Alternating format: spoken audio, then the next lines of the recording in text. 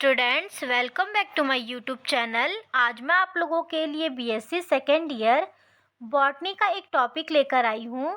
Liliaceae कुल के पुष्पीय लक्षण, floral characters of the family Liliaceae. आज हम लिलिएसी कुल के पुष्पीय लक्षण मतलब फूलों के लक्षण के बारे में जानेंगे। सबसे पहले वर्गीकृत स्थिति देखेंगे, सिस्टमैटिक पोजीशन देखेंगे। किसका? लिलिएसी कुल का। किसके अनुसार? बेंथम एवं हुकर के अनुसार। जो बेंथम एवं हुकर हैं उन्होंने इस प्रकार से लिलिएसी कुल को वर्गीकृत किया है।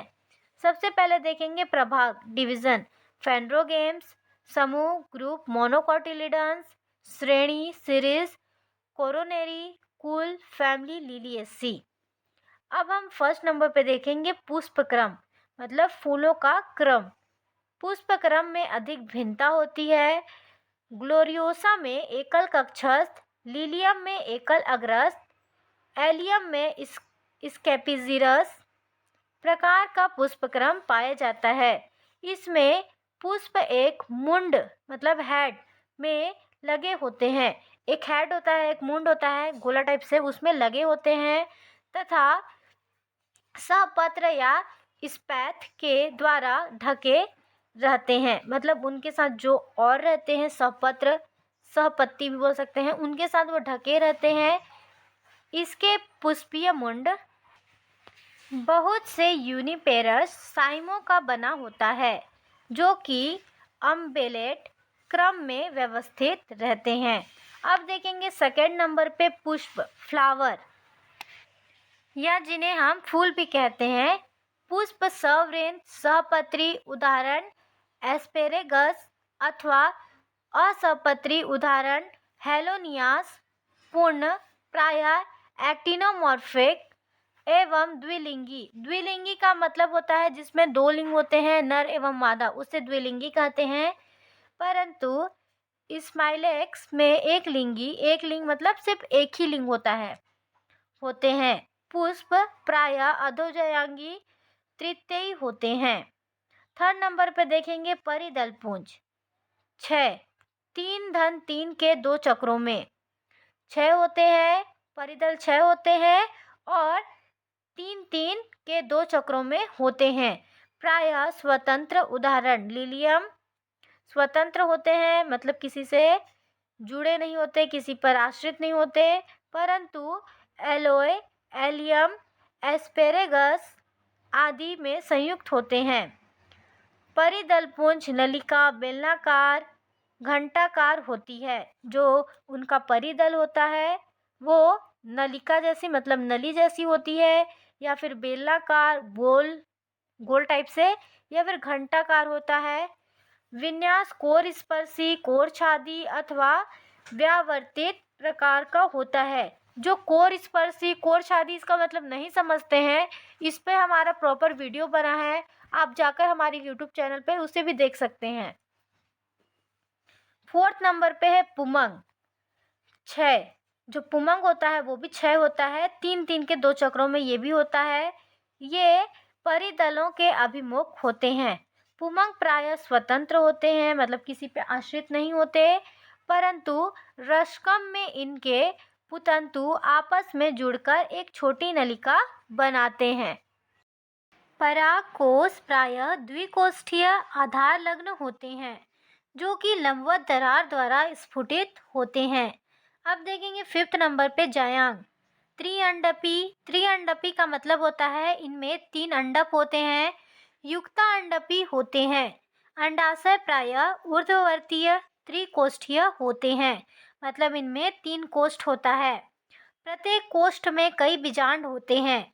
जो 3 कोष्ठ हैं तीनों में बहुत सारे बीजांड होते हैं। बीजांड न्यास अक्षीय प्रकार का होता है। वर्तिका सरल, वर्तिकाग्र त्रिपालित होता है। 6 नंबर पे है फल, फ्रूट।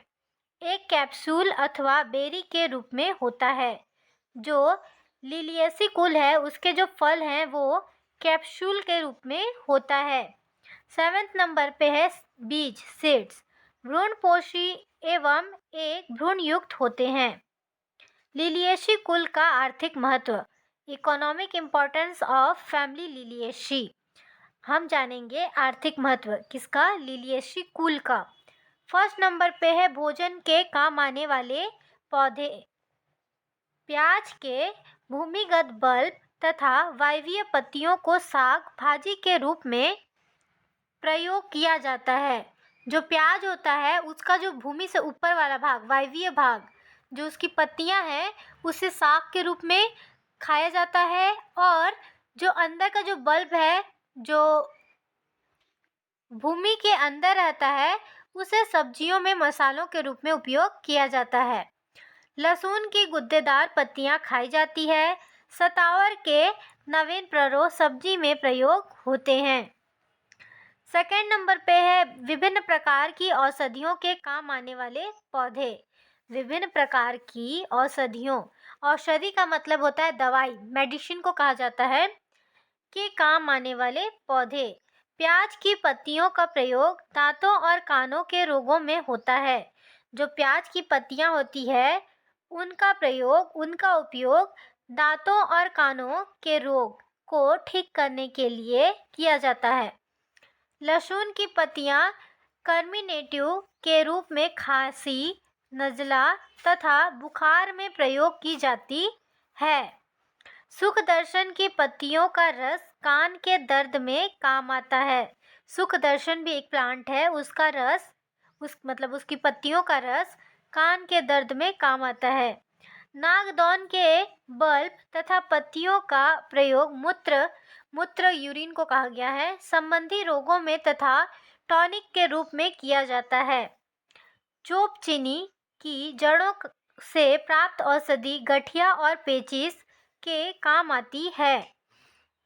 घिकवार की सरस पत्तियां दवाई के काम आती है।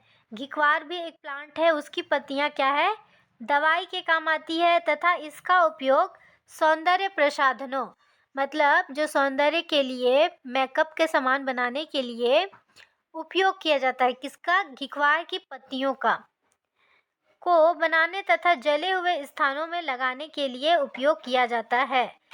जहाँ अगर आप जले हैं वहाँ घिकवार की पत्तियों का रस या फिर उसको पीस के लगा देने से वो ठीक हो जाता है। चलिए आगे देखते हैं। थर्ड नंबर पे है सजावटी पौधे। ड्रेसिना टर्निफ्लोरा। यूका की बहुत सी जातियाँ लिली, कलियारी तथा जेफ्रिएंथेस आदि उद्यानों में सजावट के लिए लगाया जाता है। जो लिलिएसी कुल है उसके बहुत सारे पौधे हैं जिनको उद्यानों में सजावट के लिए, उद्यान का मतलब होता है गार्डन, गार्डन में सजावट के लिए, ताकि गार्डन अच्छा दिखे, डेकोरेशन के लिए लगाया जाता है। फोर्थ नंबर पे है रेशे उत्पादक पौधे, जिनसे हमें रेशे मिलते हैं। स्माइलैक्स ग्लैब्रा, यूका फिलामेंटोसा, सेंसवियरिया ऑफिसिनेलिस तथा फॉर्मिडियम टिनेक्स इन पादप का मतलब प्लांट होता है, प्राप्त रेशों द्वारा रस्सी, ये जो क्या है, प्लांट है, ये जो नाम बोली वो क्या है, प्लांट है। इनसे हमें क्या प्राप्त होता है, रस्सी, चटाइयाँ, मछलियों का जाल, ठीक है, मतलब इनकी जो रेशे होते हैं उनसे क्या क्या बनाया जाता है, रस्सी, चटाइयाँ, मछलियों का जाल, ठीक है। निर्माण का मतलब होता है बनाना, किया जाता है। हमारा टॉपिक यहीं ख़त्म हुआ। अगर आपको हमारे चैनल से हेल्प मिलती हो तो प्लीज़ हमारे चैनल को सब्सक्राइब करें और कमेंट कर बताएं कि आपको हमारी वीडियो कैसी लगी। Thank you.